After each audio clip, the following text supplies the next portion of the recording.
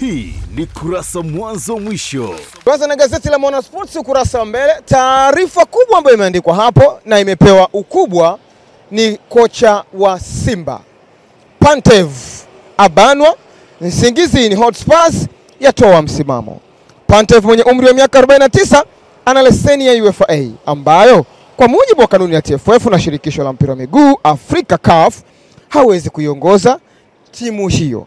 Sasa habari hii imeandikwa kwa ukubwa zaidi ukurasa wa pili, ambapo wanasema kwamba kwa mujibu wa kanuni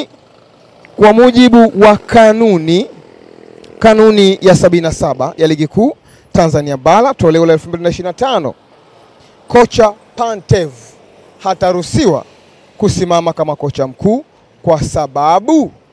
kwa sababu hakidhi vigezo.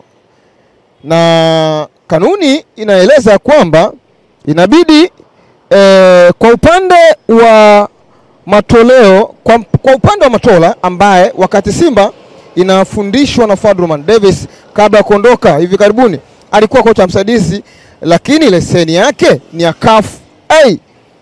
Leseni yake ni ya CAF A inayomwezesha kuiongoza timu hiyo. Hilo ni gazeti la Mwanasports ukurasa wa pili. Habari zote kubwa za kimichezo kwenye meza moja. Hii ni Kurasa Mwanzo Mwisho.